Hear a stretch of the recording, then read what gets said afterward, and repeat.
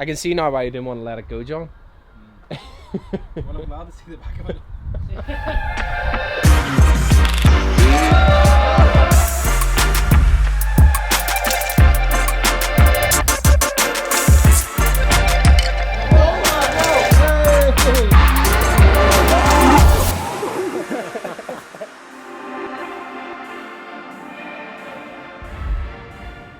Today's an E28, it's a crew cars episode, and today's a bit different because we're going to put some airbags in the E28. You'll remember the E28 from the previous videos and stuff we've done. About 2 years ago, we did a whole series of vlogs when we put Caltune coilovers into it. Still got the Caltune coilovers in it today, but it is very high at the minute because we had it going for MOT and we had to raise it up. So we never bothered to lower it because I knew today was coming, and we're going to put some airbags into it. So I'm kind of sad actually that the Caltune coilovers are going to be taken out because I actually really like how it drives with the Caltune coilovers. Really good, very good. The guys at Airlift, Jay and Corey and Jeff, they very kindly sent us some air suspension for the E28. We have went with 3H, which is the height sensors version. It's not 3P. 3P is a pressure-based system, which basically means your controller has presets and you decide which pressures you want in the front and back bags, while 3H has a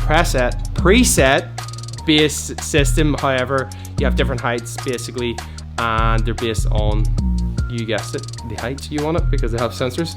James, did that make sense? Yeah. So yeah, really excited about getting 3H put into the E28. Kind of sad about losing the Caltune coilovers, but it's time for a new look. It's time to do something a bit different. CA tuned. He thinks it's CA tuned. I think it's car tuned. I think car tuned sounds better. I think that's what they call it. I call it car tuned. Okay. Anyway, Big C's gonna come down with me. We're gonna go and we're gonna meet John, who's gonna be fitting the bags, because quite honestly I think if I did it, the car would A, never get finished, and B, it would be terrible and it would just never work. No, not if you got a wood. That's what's on today's agenda. Hopefully John has something cool we can show you down in his workshop. If you don't know who John is, John Peden is basically Northern Ireland's Wizard of Air. That's what I call him. That's the first time I've ever called him that. But he also is very good at fitting hydro kits and stuff like that. Maybe Big C will put in some of the cars that he's done before.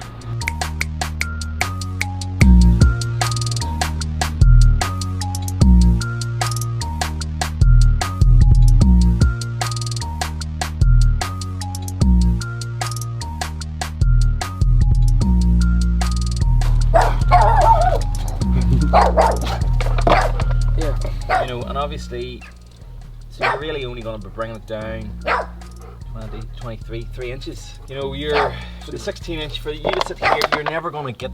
Yeah, I know it's not going to body drop. It's never happening. It wouldn't matter why I cut the car in half. You could never change it. You know, there's not enough here. It would need to be like up here. Which is why the guys put body kits on them. Yes. You know what I mean? Which I understand completely. But you know, I kind of wanted to. You want it as low without doing that because everyone puts the kits on them. You might struggle, you know, to get the arch to the rim. You know, you would maybe be, you know, 12 mil off it, and at that point you then have to like start lifting the engines and. Well, the engine in this is lifted. Yeah. Yeah. So you know, the sump used to be the lowest point in this. Yeah. And then now it's the subframe. Right. Well, did you say you can move that arch? This is what I'm saying. I don't know whether it would be. I don't know whether it needs to be considered yet, but I think you need to get the front down, see where it's going to sit, and you don't want like two nose down. It's what you're saying. Definitely going to be nose down because of the nature of E28s. Yes, because of this bit here is completely different to the back. But there's two different types of E30 wheel arch. And one of them, the early car. So the late car is like this, but the earlier one is higher up. You know, like this gap is different depth. Like it would be possible to maybe put an arch off a different car on, like an E30 arch. It's not going to be. See the way it's flat. Yeah. The only way that you could. So it's going to be circular. No, not circular, but more circular. You know, it would end up like being, you know, higher. You know, this bit here would have to be shorter, like to there. It would look different. You know, it maybe would look like not odd, but if you were looking at it and going, there's something different about that, but I just don't know what it is. Well, I kind of like that idea. You know what I mean? I really am attracted to that idea of doing that, but it's a lot of work for maybe another. It's only going to be an inch.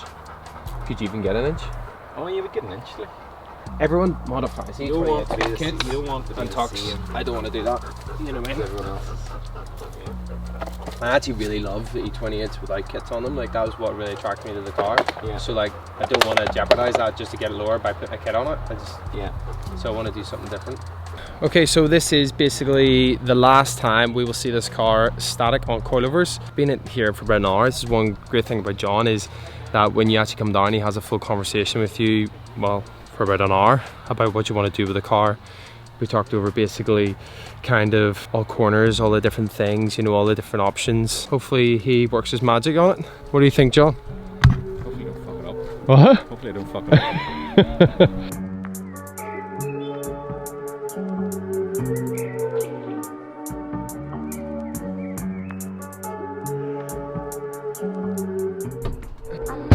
Well,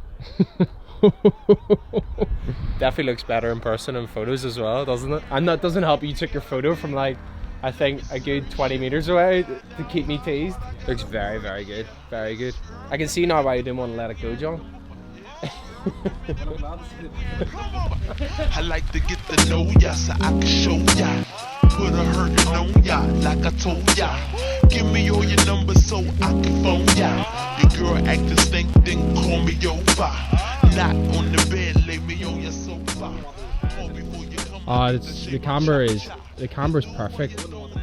I wouldn't want, that's exactly what, you know, I was saying. It's like you don't want the front to be ridiculously cambered. It ends up looking stupid. It's actually pretty nice to ride. Yeah.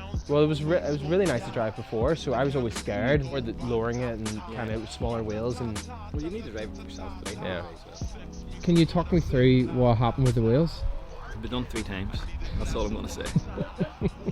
They've been done 3 times. The first time I wasn't happy with them, so I decided I was going to fit them myself, and then I wasn't happy with them, and then I got somebody else to powder fit them. They look great.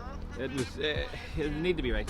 We obviously changed them from gold to silver, but then I just kept getting WhatsApp messages like every few days. It was kind of like, not happy with these. Get them redone. Centers won't fit. Attention to detail was incredible. It has to be right. Like it has to be right. There's no point. There's no point it being close and not right. It has to be right. So to recap on basically what John has done, basically everyone when they put air in an E28 tucks the back wheel because you physically can't get the back of the car low enough to the ground without it looking a bit, you know, nose down. So what John has done, which I think we kind of explained before, we bought E30 arches. Front wings. Front wings? Yeah, wings. It's a front wing, yeah. The back wheel I thought it was a...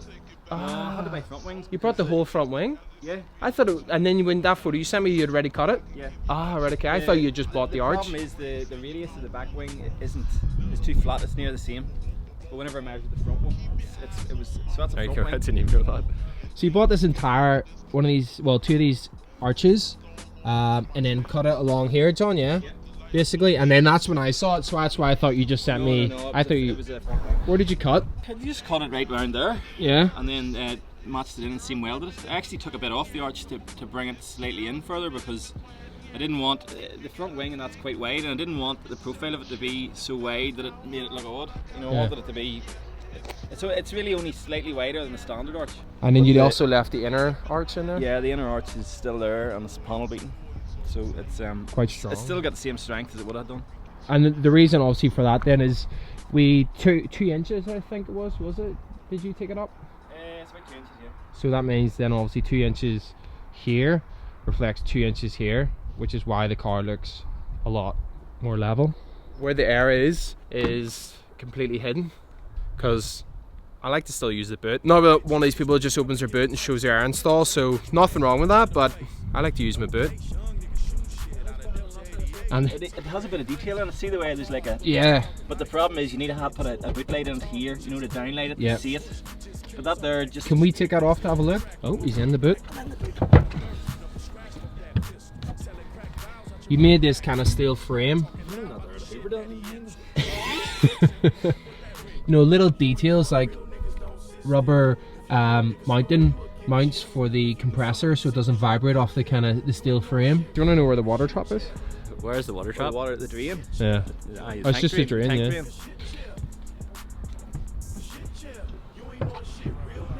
Right here, James. That's neat.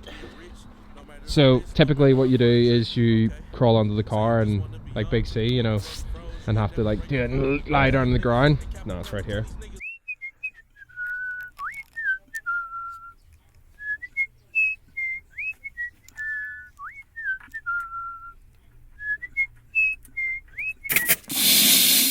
Can we say about the bit of an issue to get the front lower at the end? See what people think. There was basically, it was the bottom arms of the suspension. Yeah. The car was basically sitting up about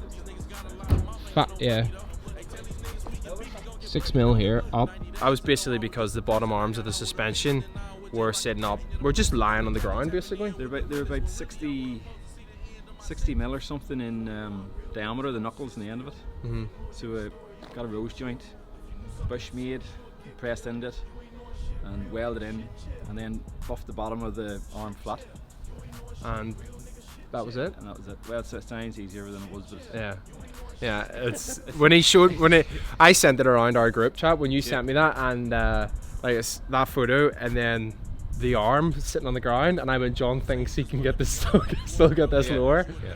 And then you sent back. It's actually a really clean job as well. Oh yeah, it's still got the same. It's been TIG welded in, and it still has the same thickness, you know, material. Yeah. As what it had before. Well, actually, it's got more material around the top, so it should be as good as it was before. The only thing about a road joint is that you get more road noise with it. You know, there's really like what they put in a race car. Right. Well, it is a race car. Well,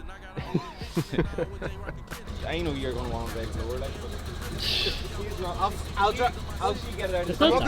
I'm not going to slam it today because I don't want to wreck it. No, well that's why I didn't do it. You know what I mean? Once you get it out of the driveway, you can drive it whatever way you want. It's not sitting ridiculously high, but you know that much suspension travel before you're going to buff the arch.